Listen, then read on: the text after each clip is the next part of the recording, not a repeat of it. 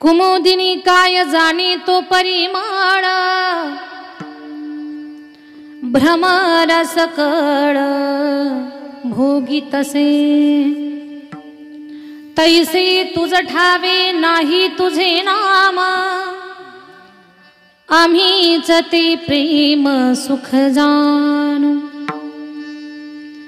माती तृण बाळा दुधाची ते गोडी, ज्याची नाही जोडी त्यासी कामा। तैसे तुझ ठावे नाही तुझे नाम, आम्हीच ते प्रेम सुख जाणू। तुका म्हणे मुक्ता फळ शिंपी पोटी, नाही त्याची भेटी भोगती।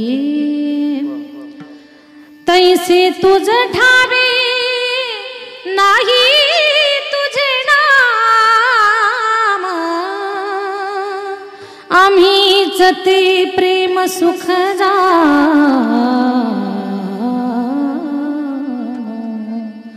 आम्हीच ते प्रेम सुख जाणू। विठ्ठल विठ्ठल हरी विठ्ठल विठ्ठल विठ्ठल विठ्ठल विठ्ठल विठ्ठल। पांडुरंग करू प्रथम नमन, पांडुरंग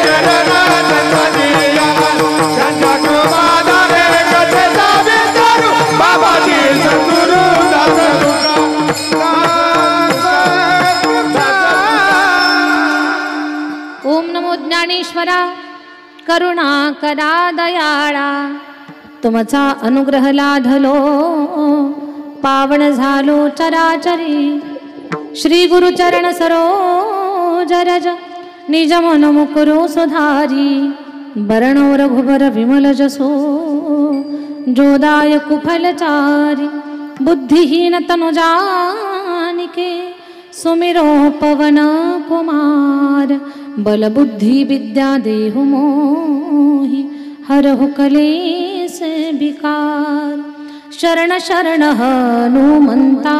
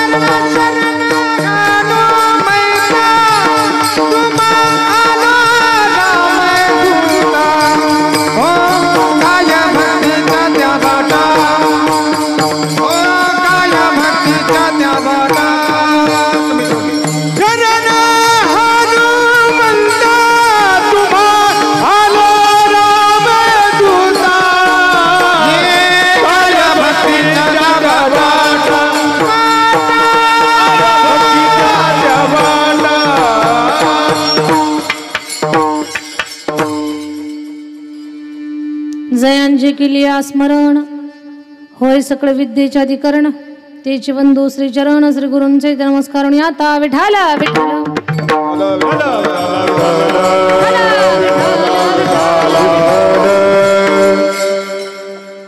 कमोदिनी काय जाणे तो परिमळ भ्रमर सकळ भोगी तसे तैसे तुझ ठावे नाही तुझे नाम आम्हीच ते प्रेम सुख जाणू प्रस्तुत कीर्तन रूपी सेवेसाठी निवडलेला अभंग महान भगवत भक्त श्रीमंत संत वैराग्याची महामूर्ती वैराग्याचं ज्वलंत प्रतीक असणारे सदेह वैकुंठाला जाणारे जगाला त्याग शिकवणारे त्या त्यागामध्ये मानवी जीवनाच्या असीम आनंदाचं वर्म दडलेलं आहे असे महान वैराग्य मूर्ती वैराग्य शब्दाला सुद्धा ज्यांच्यामुळे महत्व प्राप्त झालं असे जगद्गुरु तुकोबारायांचा 4 चरणाचा अतिशय उत्कृष्ट असा भगवान परमात्माच्या नामाचं महत्व सांगणारा अभंग आणि त्याच्यात एक विशेष गोष्ट सांगणारा की देवाच्या नामाचं महत्व त्याचं त्यालाच कळत नाही अशा अर्थाचा अभंग आज या प्रसंगी हा पंचदिनीय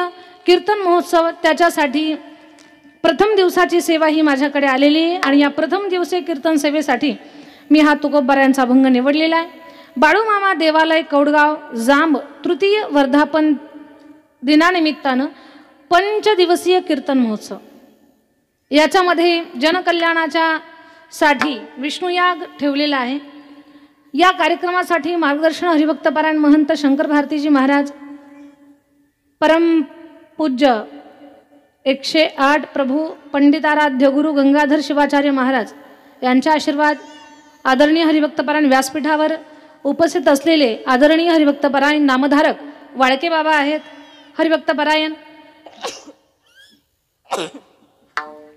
ज्ञानेश्वर माऊली महाराज कराळे यांचं मार्गदर्शन आहे छगन महाराज मालुसरे लक्ष्मण महाराज कराड राजेंद्र महाराज गाडवे रमेश भारती महाराज हौसराव महाराज मगर आदी करून सर्व महाराज मंडळीचं सुंदर असं मार्गदर्शन आहे आणि या कार्यक्रमाचं कलश पूजन आदरणीय हरिभक्तपरायण श्रद्धेय आपल्या सर्वांचे श्रद्धास्थान परमपूज्य देवगड निवासी भास्कर गिरीजी महाराज तर अतिशय गोड असं नियोजन या कार्यक्रमाचं आहे आणि या सुंदर अशा कार्यक्रमात आणि पहा ना 5 दिवसाचा कार्यक्रम आहे पण महाराष्ट्रातली सगळी टॉप मंडळी एका पत्रिकेत आपण एकत्र आणली ना म्हणून कार्यक्रमाच्या आयोजकांसाठी एकदा टाळी वाजवा अगरबत्ती बंद करायची झाली ना बंद हा तर पहा पत्रिका खूप वजनदार आहे. आदरणीय हरिभक्तपरायण श्रद्धेय बाळकृष्ण महाराज वसंत गडकरी काही सामान्य विभूती नाही. सातारकर बाबाच्या नंतर गाणं कोणाचं ऐकावं होतं त्यांचं, एवढी मोठी महान असती. आणि इंदोरीकर बाबा तर अगदी काय म्हणावं ते जातील तिथे गर्दी आहे. आपल्या संप्रदायाचं वैभव आहेत. विशाल बाबा खोले, माऊली महाराज पठाडी तर आमचे बांधवच आहेत. तर ही सगळी नामांकित मातब्बर मंडळी एका पत्रिकेमध्ये आपण एकत्र आणण्याचं काम केलं. पुन्हा एकदा या कार्यक्रमाच्या आयोजकांचं कौतुक आहे. अतिशय सुंदर असा कार्यक्रम समस्त बाळूमामा देवालय भक्त परिवार कौडगाव जाम पंचकृषी आणि हा कार्यक्रम पंचकृषीतल्या भाविकांनी एकत्र येऊन त्याचं नियोजन केलेलं आहे. केवळ जाम नाही, केवळ कौडगाव नाही, तर या पूर्ण पंचकृषीचं श्रद्धास्थान बाळूमामाचं हे देवस्थान आहे. आणि खूप सुंदर घटना घडली की बाळूमामांच्या मेंढ्या 2 महिन्यासाठी काही काळापूर्वी आपल्या गावामध्ये, मला वाटतं 4-5 वर्ष झाली असतील कदाचित, का त्याहीपेक्षा जास्त वेळ झाला होता, 4-5 वर्ष. तर बाळूमामांच्या मेंढ्या आल्या, 2 महिने थांबल्या.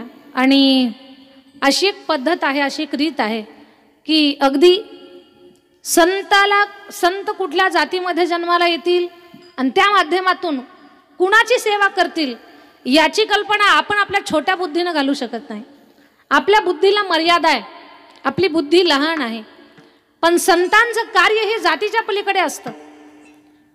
तर अगदी धनगर कुटुंबामध्ये बाळूमामांनी धनगर समाजाचा उद्धार करण्यासाठी म्हणा जन्म घेतला, अवतार धारण केला आणि त्या माध्यमातून मेंढ्यांचं रक्षण केलं, त्यांचं पालन केलं.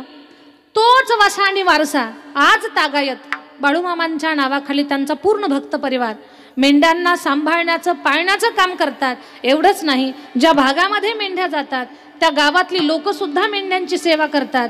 आणि गावगाव लोक अगदी मेंढ्या सांभाळण्यासाठी स्वेच्छेनं जातात. ज्याच्या जीवनामध्ये साक्षात्कार झाला, ज्याला अनुभव आला आणि ज्याच्या अंतकरणामध्ये प्रचंड श्रद्धा आहे, ज्याला माझ्या नाथ महाराजांना गाढवात देव दिसला, माझ्या तुकोबारांना पक्षात सोयरा दिसला, सगळ्या साधू संतांना नामदेव रायाला तर कुत्र ताटातून जेव्हा भाकरी घेऊन निघालं होतं, नामदेव राया वाटीमध्ये तूप घेऊन मागे पळायला लागले आणि म्हणतात विठ्ठला पोट दुखल तुमचं. म्हणजे नामदेव रायांना कुत्र्यात देव दिसला. मग मेंढ्यामध्येही देवाला पाहणारे संत श्रेष्ठ बाळूमामा आहेत. तर बाळूमामांची जी पद्धत आहे की मेंढ्यांना सांभाळणं, तर गावागावाची लोक त्यांची सेवा करतात. योगायोग असा घडला, काय पुण्य असेल, कदाचित बाळूमामांचीच इच्छा झाली असेल या गावामध्ये मंदिर रूपानं आपण इथे मूर्ती रूपानं साकारावं आणि अनेकांचे कोडे सोडण्यासाठी आपण इथे थांबावं. तर एक मेंढीचा मृत्यू झाला, पण त्या मेंढीला कुठे फेकून देत नाहीत, तर तिची समाधी देतात. तर समाधी दिली आणि इथे बाळूमामांचं सुंदर असं मंदिर उभं राहिलं. कोणी म्हणत असेल बाळूमामांना कोणी बोलावलं का, तर तुम्हा सर्व भाविकांची भक्ती पाहून बाळूमामांना बोलावता तुमच्याकडे आले. महान भाग्यशाली आहात तुम्ही सगळेजण. अनेक देवदेवता या गावामध्ये आहेत. या सुंदर अशा कार्यक्रमामध्ये ही सेवा माझ्याकडे आली. याही अगोदर बाबा पाटलांच्या माध्यमातून भैरवनाथाच्या कार्यक्रमासाठी मला येण्याचा योग आला होता. यावेळेला मला सरपंच आणि आपले हरिभक्तपरायण योगेश महाराज त्यांनी मला संपर्क केला आणि सांगितलं दीदी ही कीर्तन सेवा तुम्ही घ्याल का. मी माझ्याकडे सेवा घेतली, माझ्याकडे सेवा स्वीकारली. आणि सरपंचांचा आग्रह आहे किंवा त्यांनी सांगितलं दीदी इथे सगळीच माणसं सेवेकरी आहेत, विशेष कोणाचंच नाव नको घ्यायला, माझं सुद्धा नाव घेऊ नका. म्हणून अगदी इथे सरपंचांनी आग्रह करून कोणाचाच नामोल्लेख नको दीदी, कारण बाळूमामाच्या दरबारामध्ये सगळे सारखे आहेत, कारण सगळे सेवा करतात. आणि इथे एका गावचा हा कार्यक्रम नाही, हा पूर्ण पंचकृषीचा कार्यक्रम आहे. मग सरपंचांनी मला संपर्क केला, सेवा माझ्याकडे दिली. मागे आत्ता जामला कीर्तन झालं, तिथं मला भेटायला सुद्धा आले आणि आग्रहानं सांगितलं की दीदी वेळेवर या, 7:09 आपली कीर्तनाची वेळ आहे. आम्ही इथे येऊन पोहोचलो. या कीर्तनासाठी सर्व गुणीजन गायक मंडळी, गायनाची उत्कृष्ट अशी साथ देणारे हरिभक्तपरायण आमचे कैलास बाबा, त्याचबरोबर हरिभक्तपरायण आमचे मगर बाबा आहेत, आमचे हरिभक्तपरायण दानवे महाराज आहेत आणि मृदंगाची साथ देणारे आमचे योगेश महाराज आहेत. हार्मोनियमची साथ देणारे बाबा, आडनावच अवघड आहे तुमचं, कळतच नाही काय नाव सांगा बाबा, ते आडनाव जरा कठीणच आहे. विठ्ठल बाबा, सोपं नाव आहे ना विठ्ठल.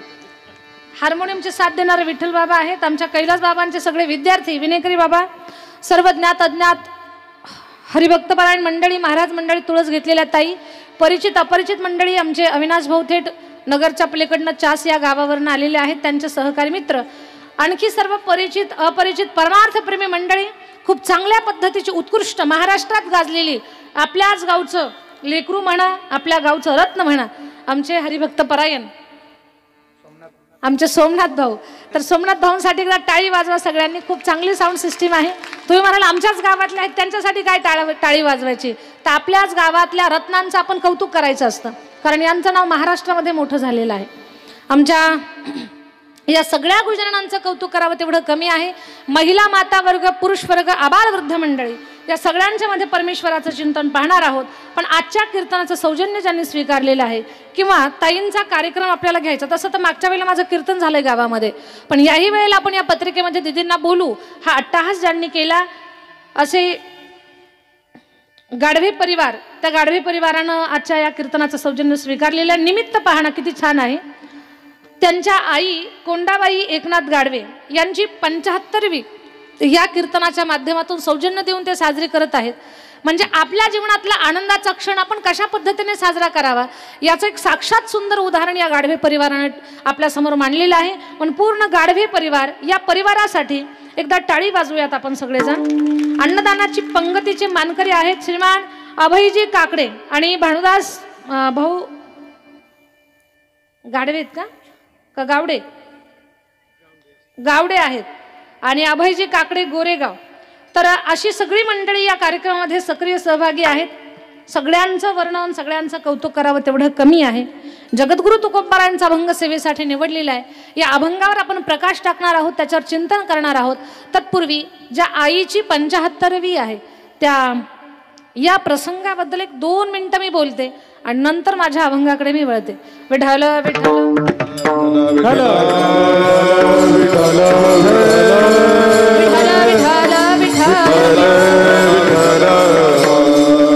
माझं बोलणं सगळ्यांनी कान देऊन ऐका.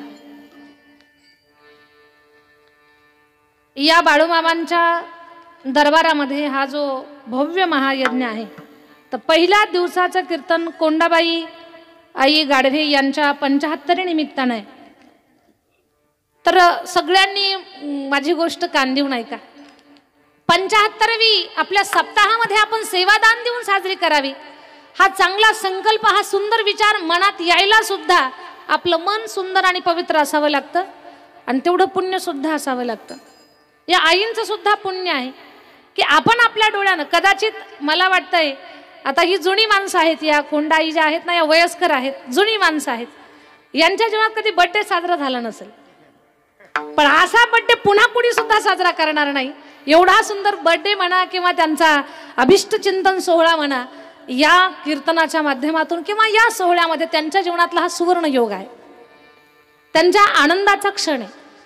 त्यांच्या मुलाबाळांसाठी, सुनांसाठी, नातवंडांसाठी, सगळ्या गाढवे परिवारासाठी ही गोष्ट अगदी अखंड कायम लक्षात राहील की आपण आपल्या आईची 75वी तिच्या डोळ्यासमोर बाळूमामांच्या साक्षीनं आणि या भाविकांच्या उपस्थितीमध्ये साजरी केली. हा किती मोठा आनंदाचा क्षण आहे. मला सांगा, घरी जर वाढदिवस ठेवला असता तर एवढी माणसं खरंच आली असती का? बरं, गावातली आली असती, पंचकृषीतली आली असती का? पण आज पंचकृषीतला सारा समाज जमा झालाय. निमित्त बाळूमामाच्या सप्ताहाचं आहे आणि त्याच्यामध्ये औचित्य साधलंय की आमच्या आईची 75वी करण्याचा योग, ती छोटीशी संधी, आईच्या जीवनात आनंद आणि मामांची सेवा घडेल असा हा योगायोग फार जुळून आला. हा या परिवारासाठी आनंदाचा क्षण आहे. माझ्या ताईंनो, माझ्या दादांनो, माणसं दुःखात देवाचं नाव घेतात. जिभेला छाला पडलेला असावा, त्याच्यामध्ये शिळी भाकरी चटणीला टोचून खाताना नेमकी लागावी, तिथे भयंकर राग पडते आणि माणूस रडतो, राम राम राम राम म्हणतो, देवा माझ्याच वाट्याला दुःख का. म्हणजे पहा, त्रास झाल्यानंतरच माणूस देवाचं नाव घेतो. दुःखामध्ये माणसाला देव आठवतो, सुखात देव आठवत नाही. सगळ्यांनी कान देऊन ऐका. शिळी भाकरी खाताना जीभ चेंगरावी मग देव आठवतो, पण गुलाबजामुन तोंडात सोडताना देव आठवतो का? खरं बोला कौडगाव, जामुन तोंडात सोडताना देव आठवतो का? अजिबात आठवत नाही. पण संतांचं असं सांगणं आहे, दुःखात तर सगळेच देवाचं स्मरण करतात, पण ज्याला सुखात, ज्याला आनंदात, ज्याला मंगल प्रसंगी देव आठवतो ना, त्याच्या जीवनातलं सुख कधीच कमी होत नाही. 75 साजरी करणं म्हणजे गाढवे परिवारासाठी आनंदाचा क्षण आहे. प्रमाण याच्यासाठी दुख में सुमिरन सब करे, सुख में करे ना कोई, जो सुख में सुमिरन करे तो दुख काहे को. दुख में सुमिरन सब करे, सुख में करे ना कोई, जो सुख में सुमिरन करे तो दुख काहे को होय. दुःखात सगळ्यांना देव आठवतो, पण जो सुखातही भगवंताचं नामस्मरण करतो ना, तर त्याच्या जीवनातलं सुख कधीच कमी होत नाही, दुःख त्या माणसाच्या वाट्याला कधी येत नाही. म्हणून नेहमीच आनंदाच्या प्रसंगी भगवंताचं मंगलमय नाम घ्यावं. आणि या मंगलमय नामाचं महत्त्व सांगण्यासाठीच आज पहिल्या दिवशी देवाच्या नामाचं महत्त्व गाणारा अभंग घेतलेला आहे. दुसरी गोष्ट आहे का, भगवान परमात्माचं नाम हे मंगलाहून मंगल आहे. मंगल भावन अमंगल हारी, द्रवहु दशरथ अचिर बिहारी. श्री राम जय जय राम, श्री राम जय राम जय राम.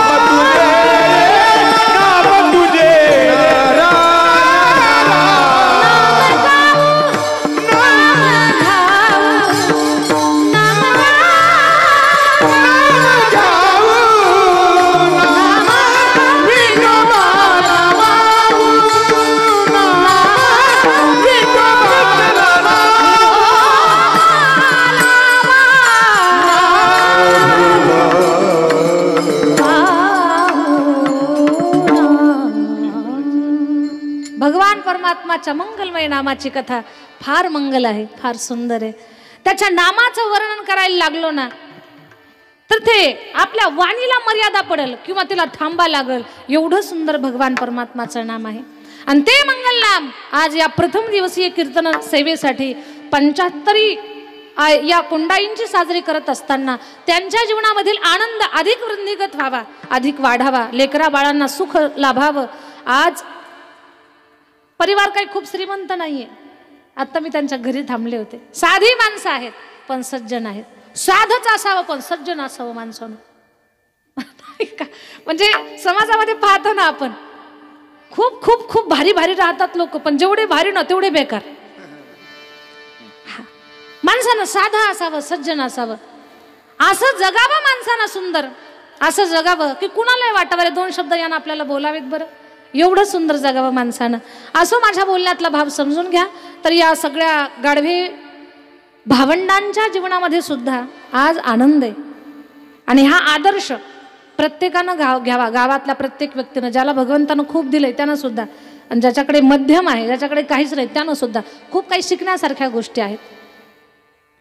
चला, जगद्गुरु तुकोबारायांचा अभंग सेवेसाठी निवडला, त्या अभंगावर आता प्रकाश टाकण्याचं काम करणार आहोत. कोंडाईंना या 75च्या लाख लाख शुभेच्छा, आभाळभर शुभेच्छा.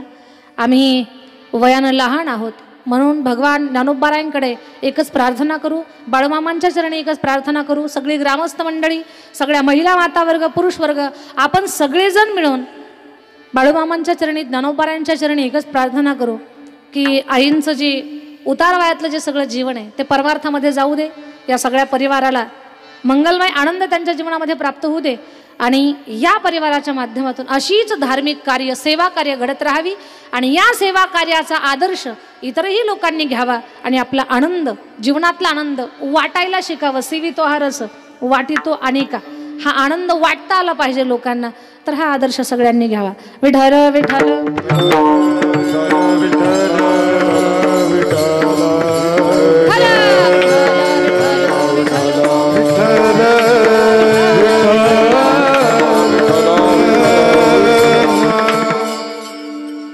अभंग जगद्गुरु तुकोबारायांचा आहे. या अभंगाचा अर्थ सांगते अगोदर. एका थोर महात्म्याच्या मुखातून या अभंगावर सहज चिंतन ऐकलं आणि मग त्याच्यावर मी विचार करायला लागले. मला खूप समाधान वाटलं. मग हा अभंग आपण कधीतरी कीर्तनाच्या माध्यमातून चर्चेत घ्यावा का, या उद्देशानं आजच्या या पहिल्या दिवसाच्या कीर्तनासाठी घेतला. या अभंगाचा अर्थ अगोदर ऐका. कमोदिनी काय जाणे तो परिमळ, भ्रमर सकळ भोगीतसे. कमोदिनी म्हणजे कमळाचं फूल, त्याचा तो सुगंध आहे. ते फूल, त्या फूल त्याच्यातून निर्माण होणारा सुगंध, त्याच्यातला परिमळ त्या कमळाच्या फुलाला कळतो का? नाही कळत. पण तो सुगंध कोण भोगतय? भ्रमर सकळ भोगीतसे. भुंग्याला सुगंधाची गोडी आहे किंवा भुंग्याला त्या फुलाच्या सुगंधाचं महत्व कळतंय, कमळाला कळत नाही. सुगंध तर सुगंधाचा जन्म, परिमळाचा जन्म फुलातूनच होतो. पण जिथे जन्म झाला त्याच कमळाच्या फुलाला त्या परिमळाची किंमत माहिती नाही. त्याची किंमत कुणाला कळते? भुंग्याला कळते, भुंग्याला. तसं तुकोबारा म्हणता, देवा तैसे तुझं ठावे नाही तुझे नाम, आम्हीच ते प्रेम सुख जाणू. तसं देवा तुझ्या नामाचं काय महत्व आहे ना, हे तुलाच माहिती नाही. तुझ्या नामाचं महत्व काय आहे, त्याच्यामध्ये काय भरलेलं आहे, हे आम्हाला माहिती आहे. आम्हीच ते प्रेम सुख जाणू. तुकोबारा एवढ्यावर थांबले नाही. देवाच्या नामाचं महत्व त्याचं त्यालाच कळत नाही, हे आपल्या सगळ्यांना उघडपणे सांगण्यासाठी महाराजांनी आणखी एक पुरावा दिला. माती तृण बाळा दुधाची ती गोडी. माती तृण बाळा दुधाची ते गोडी. दूध आईच्या स्तनामध्ये तयार होतं, पण त्या दुधाची किंमत आईला कळते का? त्या दुधाची गोडी कुणासाठी? ज्याची नाही जोडी त्यासी कामा, कुमोदिनी काय जाणे तो परिमळ, भ्रमर सकळ भोगी तसे, कुमोदिनी काय जाणे. आईच्या स्तनामध्ये दूध तयार होतं, पण त्या दुधाची किंमत आईला नाही. किती किंमत नाही तिला? गवताच्या काडी एवढी सुद्धा नाही. माते तृण बाळा, आईला दुधाची गवताच्या काडी एवढी सुद्धा किंमत नाही. त्या दुधाची गोडी बाळाला आहे, त्याला त्याची किंमत कळते. एवढ्यावरही तुकोबारांचं समाधान झालं नाही. महाराजांनी तिसरा पुरावा दिला. देवा तुझ्या नावाचं महत्व तुलाच कळत नाही. कसं कळत नाही? जसं तुका म्हणे मुक्ता फळ शिंपी पोटी. मोत्याचा जन्म शिंपल्यामध्ये होतो, पण मला सांगा त्या मोत्याचा जन्म शिंपल्यात झाला, पण शिंपल्याच्या काय उपयोगाला आला? शिंपल्याला त्या मोत्याची किंमत कळते का? नाही. नाही त्याची भेटी भोगती. त्या मोत्याचं महत्व कुणाला आहे? माळ करून गळ्यामध्ये घालणाराला, अंगठीमध्ये घालणाराला, कानामध्ये डूल बनवून अगदी नथेमध्ये मोती गुंफून घालणाराला त्या मोत्याची किंमत आहे. त्या शिंपल्याला काय किंमत आहे? जिथे त्याचा जन्म झाला त्याला त्या मोत्याचं महत्व माहिती नाही. तसं देवा नाम तुझंच आहे, पण तुला तुझ्या नामाचं महत्व कळत नाही. अशा अर्थाचा हा अभंग आहे. याच्यावर आपण आता विस्तार करण्याचा प्रयत्न करू. विठ्ठल विठ्ठल विठ्ठल विठ्ठल विठ्ठल.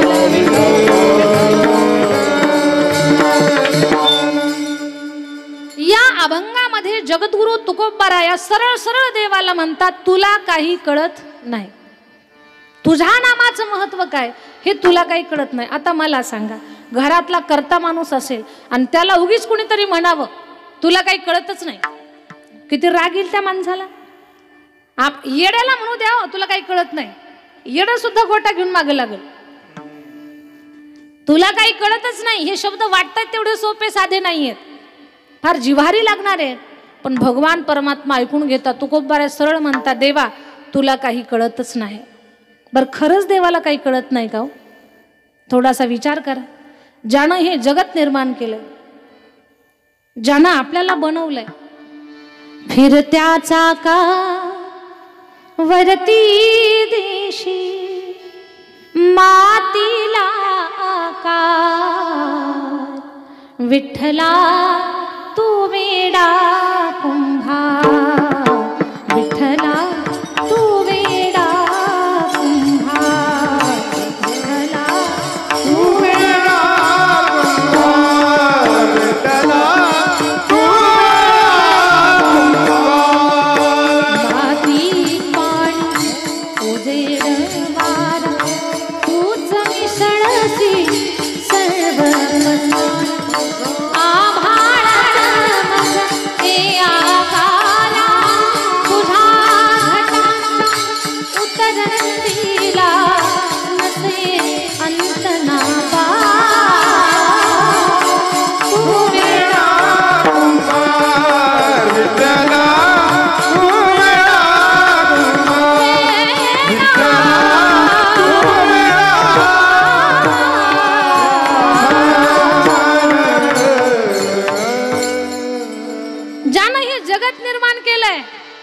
आणि या जगातली या जीवसृष्टीतली प्रत्येक गोष्ट एकमेकावर अवलंबून आहे.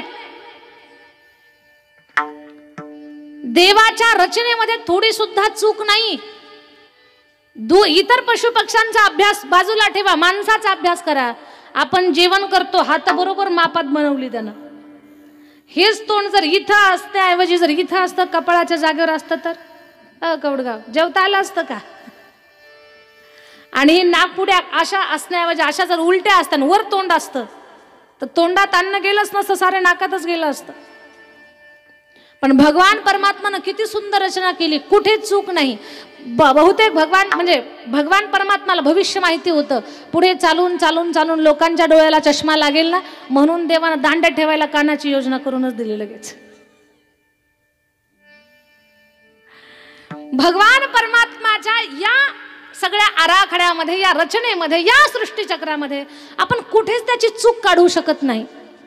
एक बहादर खूप शिकला आणि शिकलेल्या माणसाला जास्त अहंकार होण्याची जास्त शक्यता आहे. बरं खूप शिकला, मायबापानं खूप शिकवलं, पण शिक्षणाचा विज्ञानाचा एवढा त्याच्यावर परिणाम झाला की तो म्हणायला लागला, हे सगळं माणसानं तयार केलंय, याच्यामध्ये काही देवाचं काही नाहीये, या जगात देवच नाही, आणि असेल तर ती लोक वेडी आहेत, भोळी भाबडी आहेत, देवाला मानतात, त्या लोकांचं काही खरं नाही. देवाला न मानणारा किंवा देवाला मूर्खात काढणारा एक गृहस्थ होता की तो म्हणत होता, देव ही संकल्पनाच माझ्या बुद्धीमध्ये नाही. बऱ्याच दिवसानंतर शहरातून तो गावी आला आणि त्याच्या गावामध्ये शेतामध्ये फिरायला लागला. कवडगाव कान देऊन ऐका बरं का, गोष्ट फार छान आहे. गावामध्ये फिरायला लागला, गावातून शेतात फिरायला लागला. शेतात फिरता फिरता त्याच्या शेजारी एक माणूस होता. पण देवाचे लाख उपकार आहेत, खूप चांगलं त्यानं जगवलं. यावर्षी पाणी पीक चांगलं दिलं. काय टरबूज लागलेली आहेत. त्यानं शेतात टरबूज पाहिली, मोठी मोठी टरबूज होती. मोठी मोठी टरबूज. बांधावरती कवठाचं झाड होतं, त्याला गच्च कवठं लागलेली. तो खूप शिकलेला होता ना. तो म्हटला, देवाला काही अक्कलच नाही. काय म्हटला तो? देवाला काही अक्कलच नाही. हा माणूस देवाचे गुणगान गातो, पण देवाला अजिबात काही कळत नाही. देवाला काही डोकंच नाही, देवाला काहीच कळत नाही. त्या दुसऱ्या माणसानं विचारलं, का हो असं का म्हणता, देवाला काही कळत नाही, देवाला डोकं नाही, देवाला काही अक्कल नाही, असं का म्हणता तुम्ही? अरे म्हणे, भल्या माणसा, एवढी छोटी वेल आहे आणि या छोट्या वेलीला एवढी मोठी मोठी टरबूज, आणि ती जमिनीवर पसरली. एवढा मोठा कवठाचं झाड आहे आणि या कवठाच्या मोठ्या झाडाला लांब लांब फांद्यांना छोटी छोटी कवठं. अरे ही टरबूज वरती घालायची होती त्यानं, आणि ते छोटं फळ इकडे वेलीला ठेवायचं होतं. या देवाला काहीच अक्कल नाही, काहीच कळत नाही. हा अक्कलचा कांदा काय म्हणतोय, देवाला काहीच कळत नाही. शेतकरी म्हटलं याला कसं समजावून सांगू, पण खूप शिकलेलं, लाखो रुपये पगार, मग काही बोलता येईना त्या गरीब बिचारा माणसाला. ते बसलं कवठाच्या झाडाखाली, म्हणे मालक ज्वारीची भाकरी, हिरव्या मिरच्याचा ठेचा, कांद्याची पात आणलेले 2 घास खा, आणि नंतर देवाला काही कळतं की नाही ते नंतर आपण पाहू. ते हात धुवून बसलं तो म्हटला ना मला आत्ताच नाही जेवायचं, मी 5 मिनिटं जरा आडवा पडतो. जमिनीवर आडवा पडलं, विचारच करत होतं देवाला डोकंच कसं नाही. एवढं छोटं कवट वर लावलंय आणि मोठं टरबूज जमिनीवर पसरवले, छोट्या वेलेला काही कळतच नाही देवाला. असं डोळे झाकून विचार करत होतं. तेवढ्यामध्ये झाडाचं एक कवट असं सटकलं, त्याच्या नाकावरच येऊन पडलं. जसं नाकावर पडलं 2-4 दात पण पडले, नाक जे चेंबलं, रक्तच बाहेर निघलं. कवट कसं पडलं त्याचा शोध घ्यायला गेलंच नाही. ते म्हटलं देवा तुझे लाख धन्यवाद उपकारी की याला कवठासारखं छोटं फळ ठेवलंस. जर यदा कदाचित हे मोठं टरबूज इथं असतं आणि ते सटकलं असतं, थोबाडावर जर पडलं असतं तर माझं काय झालं असतं. ते पडलं ना तुम्हाला, त्यानं विचार काय केला, हे जर वरती असतं मग पडलं असतं तर काय झालं असतं. म्हटलं देव आजपासून म्हणणारच नाही तुला काही कळत नाही म्हणून. तुला जे कळतं ते कोणालाच कळत नाही. देवा तुझी जी रचना आहे ना त्याच्यात आम्ही फेरबदल करू शकत नाही. छोट्या कवठानं नाक फोडलं, मोठं टरबूज पडलं असतं तर अवघड झालं असतं, माझ्या मेंदूचाच चेंदा झाला असता. विठ्ठल विठ्ठल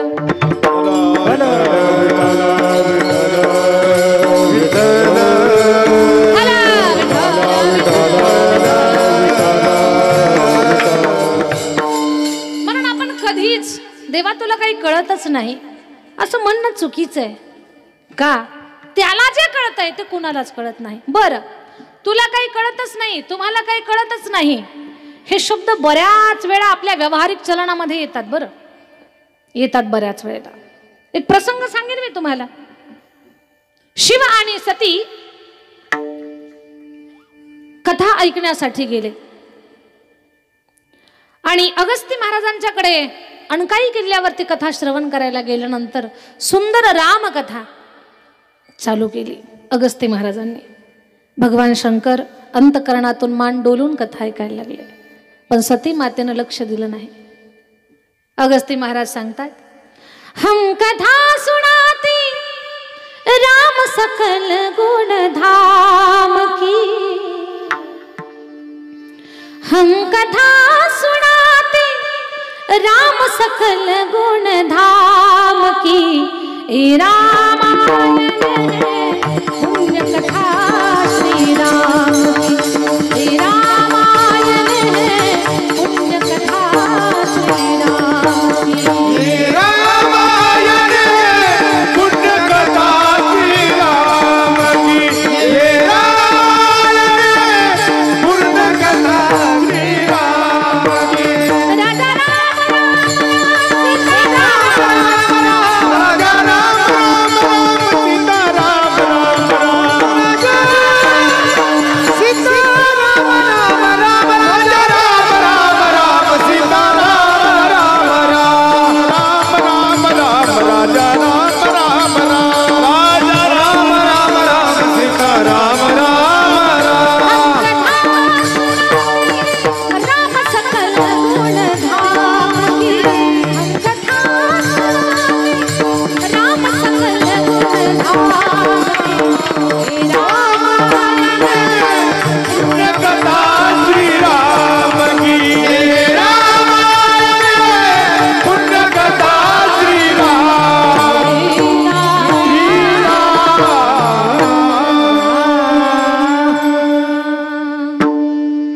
रामायणातला प्रसंग आहे. अगस्ती महाराज कथा सांगत होते, शंकरजी आनंदानं ऐकत होते, पण सती मातेनं लक्ष दिलं नाही.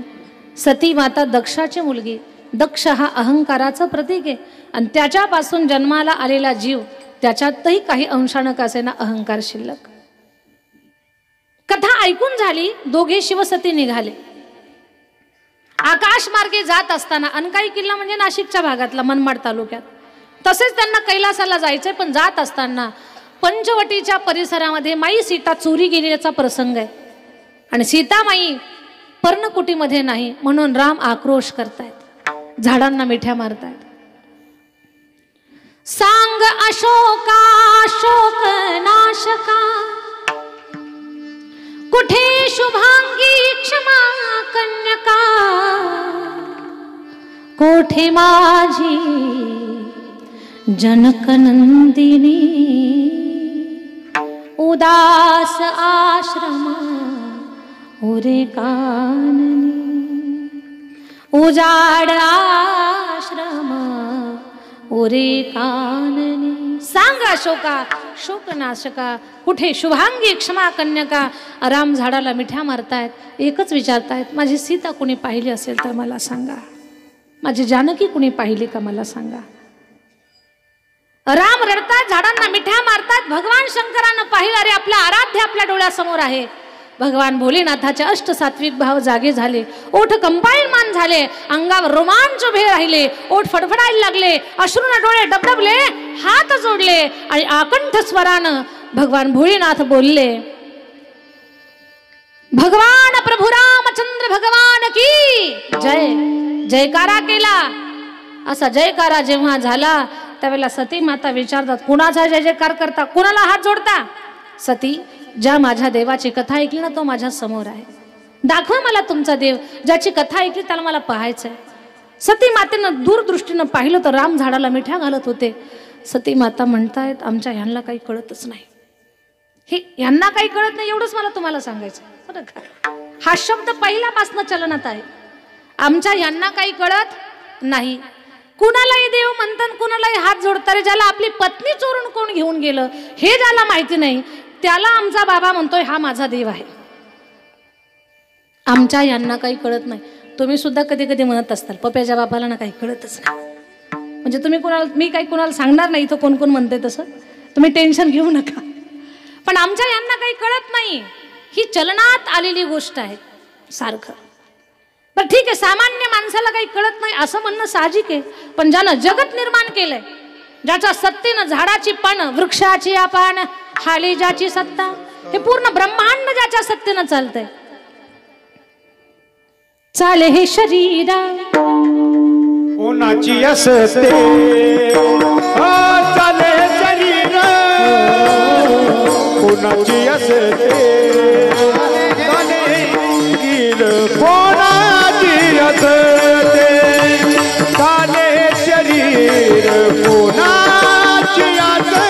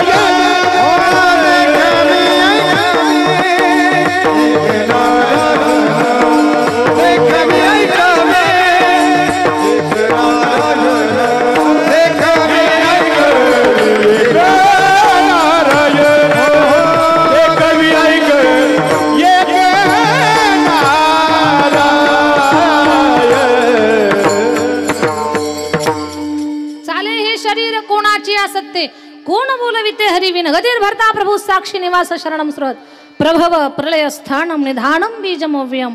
या पूर्ण सृष्टीचा सूत्रधार करता धरता जो काही आहे असा भगवान परमात्मा.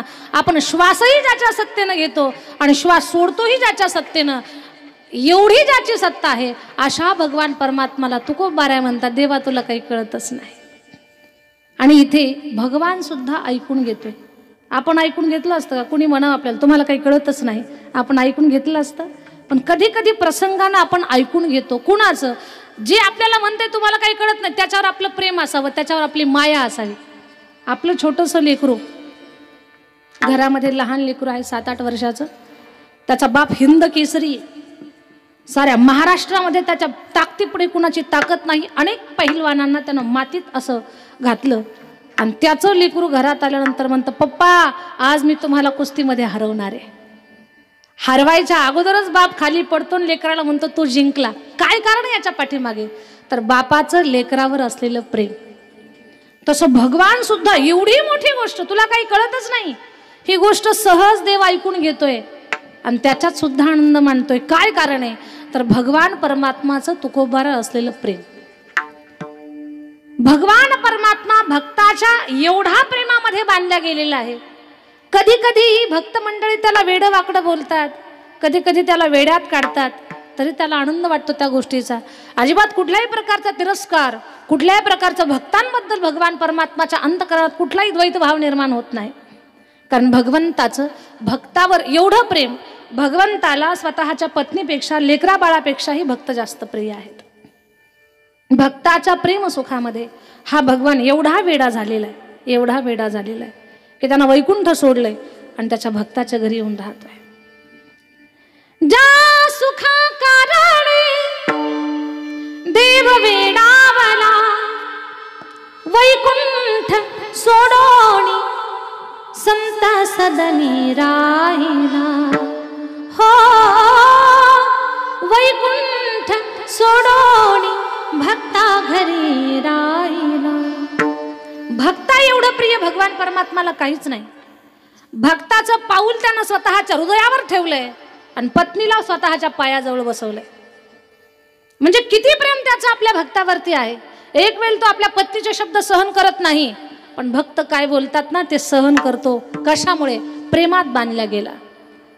असा हा वैकुंठाचा नायक, विश्वाचा मालक, त्या भगवान परमात्माला जगद्गुरु तुकोबाराया अभंगाच्या 2ऱ्या चरणामध्ये म्हणतात.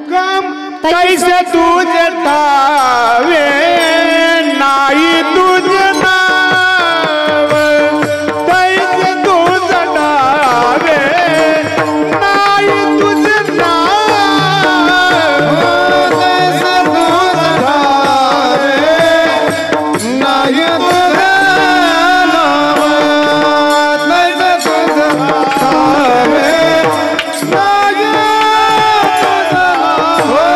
कैसे तुझे ठावे नाही तुझे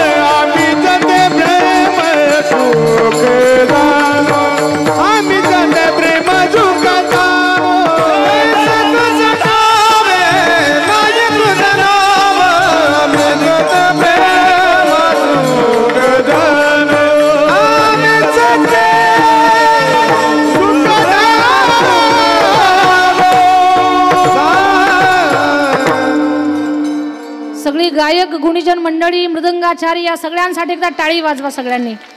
खूप छान. तैसे तुझ ठावे नाही तुझे नाम आम्हीच ते प्रेम सुख जाणू. जगद्गुरु तुकोबाराय देवाला म्हणतात, देवा तुझ्या नामाचं महत्व काय आहे हे तुला कळत नाही. ते प्रेम सुख आम्ही जाणतो, त्या नामाचं महत्व आम्हाला कळतंय, त्या नामाची गोडी आम्ही चाकतो, तुला नाही कळत देवा. हे जे चरण आहे किंवा हा जो मुद्दा आहे ना, हा पटवून देण्यासाठी पुन्हा तुम्हाला रामायणातलं एक उदाहरण सांगावं लागणार आहे. भगवान प्रभू रामचंद्रजी समुद्र पार करून लंकेमध्ये जायचंय, पण समुद्र पार करून जाण्यासाठी आता एकटे राम स्वसामर्थ्यानं पलीकडे जातील, पण 18 पद्मवानर सैन्य पलीकडे कसं घेऊन जायचं. ज्या वेळेला हनुमंतराया लंकेमधून जाऊन वापस आले आणि सीतामाईचा शोध लागला, माई लंकेमध्ये आहेत, भगवान काळजी करू नका. प्रसंग फार गोड आहे बरं का. हा जो रामायणातला प्रसंग आहे ना, फार गमतीशीर आहे. माझे गुरुवर्य श्रद्धेय आदरणीय विजय महाराज सुलाखे खूप छान सांगतात की सुग्रीवानं 18 पद्मवानर दल बोलावून घेतलं. 56 कोटी गोलांगुल 72 कोटी रिसवानर 18 पद्म दळभार बोलावला. 20-20 हजार वानरांची तुकडी केली. पूर्व दिशेला काही वानर, पश्चिम दिशेला काही वानर, उत्तर दिशेला काही वानर. सांगितलं जा सीतामाईचा शोध घ्या. जा म्हटलं की पळत सुटली वानर. कुठं जायचंय, काय करायचंय, सीतामाता दिसतात कशा, काही विचार नाही. पळा म्हटलं की पळा. पळत सुटली वानर. गावात वानर शिरली. कौडगाव मध्ये सुद्धा आली असतील कदाचित, पण तो त्रेतायुगातला काळ होता. गावात शिरली. पूर्वी महिला एकावर एक खंडे चढवून पाणी घेऊन यायच्या. 20-20 वानरांनी एकाच बाईला घेराडा घालायचा आणि तिच्या पदराला धरायचा. मावशी तुम्ही शीत आहेत का? बाई सांगल का काय मी शीत आहे मग. धपाधप डोक्यावरले हंडे खाली पडायचे. बाई ठो ठो ठो ठो ओरडत घरी पडून जायची. काही महिला जर बाजार घेऊन यायला लागल्या पिशवीमध्ये, तो वानरांनी घेराडा घालावा आणि बाईच्या पदराला धरावून काहींनी त्या पिशवीत हात घालावा. मावशी तुम्ही सीत आहेत का? टोमॅटो खाता खाता बटाटे खाता खाता विचारावं. काही बाई सांगणार आहे मी सीता आहे म्हणून. बाई पिशवी टाकून देत होती आणि पळत सुटत होती. बाया घराच्या बाहेरच निघणार. वानर माळवदार चढले. पूर्वी स्वयंपाक घराला माळवदाला सवना असायचं. सवना कळतं का? तिथून उजेड यायचा खाली. तुमच्याकडे काय म्हणतात त्याला? झोपल्या का काय म्हणतात त्याला? उजेड येतात. मग बाबा काय म्हणतात? झरोक. हा, तर तिथून उजेड येतो ना, माकडं वर चढले, तिथून शेपट्या खाली सोडायला लागले. तिथून म्हणायचं मावशी तुम्ही शेतात. बाई भाकरी टाकून पडून. गावात एकच गोंधळ. पण हनुमंतरायाला जेव्हा दक्षिण दिशेला पाठवायचं ठरलं, त्यावेळेला नलनील जामवंत तार अंगद हनुमंत ही 6 प्रमुख वानर, त्यांच्या जोडीला 20,000 वानर. हनुमंतरायानं सांगितलं, देवा माई सीतेचा शोध घ्यायला जातो मी, पण सीता माई दिसतात कशा? राम म्हटले बस हनुमंत माझ्या सीतेचा शोधच लागला. कारण अरे असा प्रश्न मला आतापर्यंत कोणी विचारलाच नाही ना. सीता दिसते कशी, काय कशी, काहीच नाही. पळा म्हटले की पळतच सुटली. पण हनुमंता तू बुद्धिमान आहे, बुद्धिमताम वरिष्ठम. हनुमंता जा, सीता मज स्वरूप आहे, सीता माझ्यासारखीच आहे. सीता अखंड माझं नामस्मरण करते.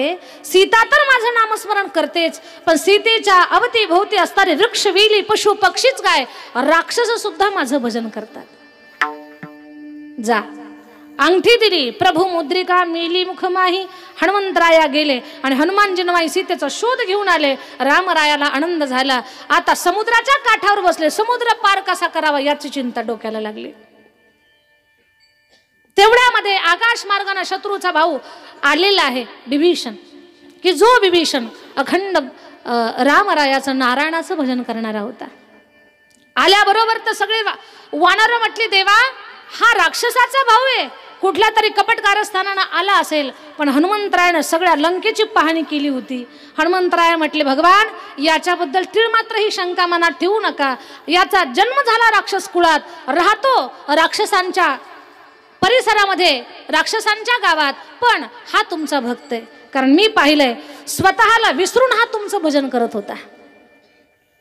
नारायणा रम रमना नारायण रम रमना नारायण रम रमना मधुसूदना मनमोहना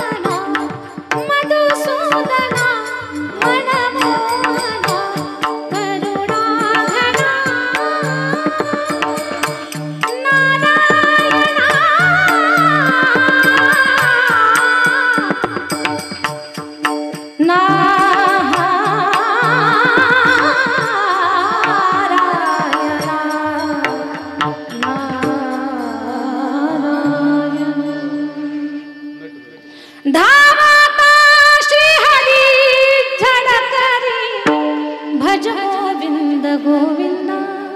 भगवान मी माझ्या डोळ्यानं पाहिलंय की तुमच्या भजनामध्ये स्वतःला विसरून गेलेलं होतं. हा तुमचा भक्त आहे. मग सांगितलं शत्रूच्या भावानं, देवा समुद्रातून पलीकडे जायचंय ना तर समुद्राला प्रार्थना करा आणि रस्ता मागा. 3.5 दिवस देवानं प्रार्थना केली, समुद्र बाहेर आला नाही. मग सख्या भावाचं ऐकलं, बाण काढा आणि मारा. बाण सोडणार, थर थर थर कापत समुद्र बाहेर आला. देवा बाण मारू नका, तुमच्यामध्ये नल आणि नील नावाचे 2 वानर आहेत. त्यांना शाप आहे की त्यांच्या हातानं जड वस्तू पाण्यावर तरंगल, पण या रामकार्यात तो शाप वरदान ठरेल. त्यांच्या हातात मोठी मोठी पर्वत द्या, त्यांचा स्पर्श झाला आणि दगड पाण्यामध्ये सुटला की सेतू तयार होईल. दगड पाण्यात बुडणार नाही, ती वरच तरंगतील आणि तुम्हाला लंकेत जायला रस्ता तयार होईल. कथा सगळ्यांना माहिती आहे. मग बाकीची वानरं पर्वत आणायला आणि हे फक्त डालू डालू डालो, हे फक्त हात लावायला. पण अहंकार झाला त्यांना. हनुमानजी म्हटले यांच्या नको नादी लागायला. हनुमंतराया म्हटले तुम्ही पर्वत आणा, मी नाव टाकतो. एका दगडावर रा, दुसऱ्या दगडावर म, दगड जोडली, पाण्यावर सोडली, सेतू बंधन चालू झालं. सेतू बांधा रे सागरी, सेतू बांधा रे सागरी, सेतू बांधा रे सागरी, सेतू बांधा रे सागरी, सेतू बांधा रे, सेतू बांधा रे,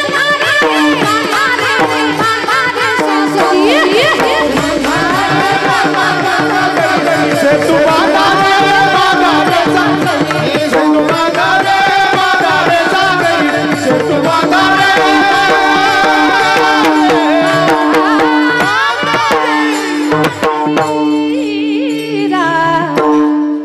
सेतुबंधनाचं काम चालू झालं. पाहता पाहता सुंदर सेतू पूल तयार झाला. दगडाचा पूल तयार झाला. रामराया विचारात पडले, बाप रे बाप, काही वानर पराक्रमी आहेत.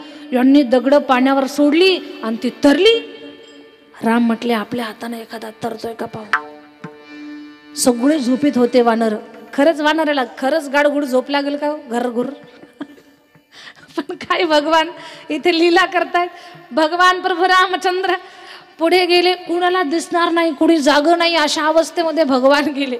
भगवान बोलले दिवसभर दगड वाहून थकलेले, उशिरापर्यंत उठणार नाही. भगवान गेले, बरेच दूर गेले, वानरांना दिसणार नाही अशा हिशोबात पुढे गेले. सेतूवर मोठा टरबुजासारखा दगड घेतला आणि मोठ्यानं बोलले राम, सोडला, डुब. भगवान बोलले, हा थोडा मोठा होता वाटतो. मग देवानं खरबुजासारखा घेतला, राम, सोडला, डुब. तो पण पाण्यात गेला. भगवान बोलले शेवटचा प्रयत्न करू. मग मोसंबी सारखा घेतला, राम, सोडला, डुब. भगवान बोलले आता 4था दगड नको सोडायला. राम मागे वळाले. तेवढ्यात हनुमानजी जय श्रीराम हात जोडून उभे. भगवंताला वाटलं शेवटच्या यष्टीने आलं असेल. भगवान बोलले हनुमंता कधी आलास लेकरा. हनुमानजी बोलले भगवान टरबुजासारखा दगड पाण्यात सोडला ना तेव्हाच इथं होतो मी.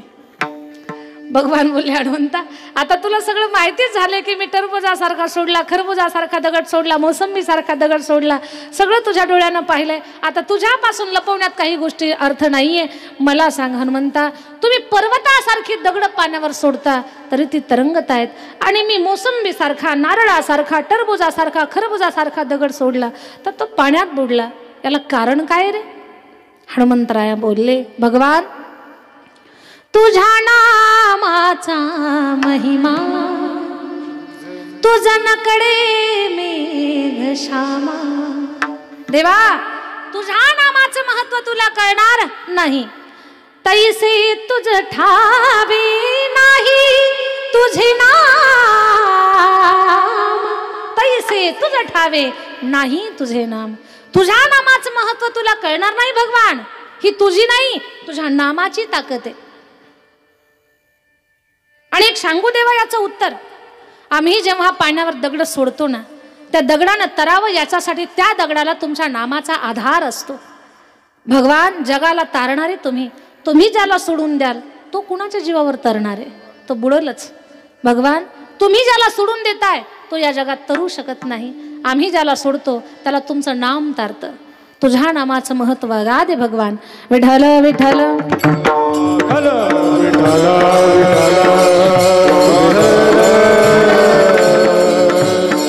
कौडगाव कानदेव नाही का, ही बातमी वाऱ्यासारखी पसरली कुठं, दुश्मनाच्या राज्यात. रामाच्या नावानं दगड तरली, रामाच्या नावानं दगड तरली, रामाच्या नावानं दगड तरली. बातमी वाऱ्यासारखी पसरली. कधी कधी घरातली एक गोष्ट आपल्या कानावर येत नाही, पण आपल्या घरातलं गल्लीत माहिती होतं. अशी पण पद्धत आहे, कधी कधी होतं असं. दुश्मनाच्या राज्यात अरे त्या तपस्वीच्या हातानं दगड तरली, रावणाचं सैन्य पंक्चर झालं. आणि आता काही खरं नाही, सगळे खचून गेले. रावणाच्या लक्षात आलं आपल्या सैनिकांचं मनोबल खचलंय, आता युद्ध तोंडावर आलंय आणि यांनी असं यांचं मनोबल दुबळं होणं ही गोष्ट बरी नाही. रावणानं सगळ्या प्रमुख सैन्य प्रमुखांना बोलावून घेतलं, सरसेनापतींना. म्हणे तपस्वीच्या नावानं दगड तरताय, तुमचा मालक पण काही कमी नाही, चला मी तुम्हाला दगड तारून दाखवतो. रावणानं सगळ्या सैनिकांच्या प्रमुखांना बरोबर घेतलं, समुद्राच्या काठावर आला. उचलतो तेवढा दगड त्यानं उचलला, त्या दगडाच्या जवळ तोंड घेऊन गेला आणि त्या दगडाला म्हटलं, हे पाषाणा, तुला रामाची शपथ आहे, तू काही पाण्यात बुडू नको. आणि त्यानं दगड पाण्यावर सोडला तर रावणाच्या हाताने दगड तरला. कशाची ताकद आहे ती? भगवंताच्या नामाची. दृष्ट रावण की ज्या रामरायाची पत्नी त्यानं चोरून ठेवली, एवढा महाभयंकर पापी, पण त्या पापी रावणाच्या हातानं दगड तरला. आपण माणसं आहोत, आपण का तरून जाणार नाही? जेव्हा रावणाच्या हातानं पाण्यावर दगड तरला, साऱ्या राक्षसांना आनंद झाला, सगळ्यांनी जय जयकार केला. इकडे सगळे प्रभू रामचंद्राचा जय जयकार करत होती वानर. प्रभू रामचंद्र भगवान की. खाली बसलेली बॅटरी उतरली का काय? जरा जोरात म्हणा माझ्या पाठीमागे. वानर जोरात म्हणत होते, कारण रामाच्या नावानं दगड तरली. वानरांना आनंद झाला, तिकडे राक्षसांना आनंद झाला की रावणाच्या हातानं दगड तरलं. पण दोन्ही गटाची लोक जय जयकार करायचे. रामरायाचे भक्त म्हणायचे, प्रभू रामचंद्र भगवान की. वानर म्हणत होती, प्रभू रामचंद्र भगवान की. मावशांनो जरा जोरात म्हणा ना सगळेजण. टाळकरी शांत राहा तुम्ही लेकरांनो. खाली बसलेल्या लोकांचा आवाज ऐकू द्या, कारण संख्या भरपूर आहे. वानर म्हणत होती, प्रभू रामचंद्र भगवान की, लक्ष्मण भैया की, सीता मैया की, संत श्रेष्ठ बाळू मामा महाराज की, प्रभू रामचंद्र भगवान की. वानर म्हटली, प्रभू रामचंद्र भगवान की. राक्षस बोलली, रावण महाराज की.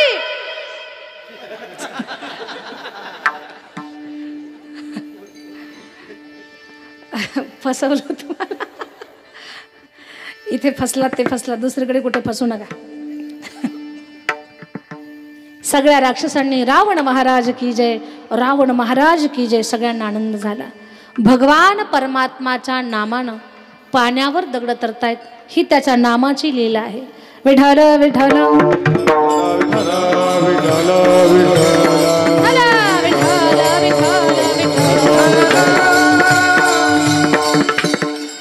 अगदी असाच एक पुरावा महाभारतातला आहे की भगवान परमात्माच्या नामाची गरिमा महिमा त्याची त्यालाच कळत नाही. याच्यावर एक उदाहरण आहे, पण ते उदाहरण तुम्हाला पटवून देण्यासाठी काही क्षण कृष्ण भजन आपण करू. श्री कृष्ण गोविंद हरे मुरारी, हे नाथ नारायण वासुदेव. श्री कृष्ण गोविंद हरे मुरारी, हे नाथ नारायण वासुदेव. श्री कृष्ण गोविंद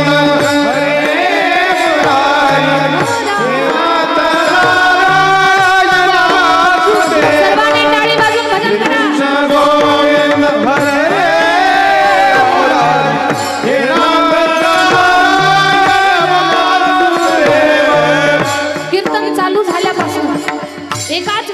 चिंतन चालू आहे की भगवान परमात्माच्या नामाचं महत्व.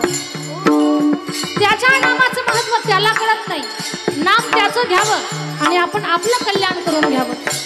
नाम त्याचं घ्यावं, आपण आपला उद्धार करून घ्यावा.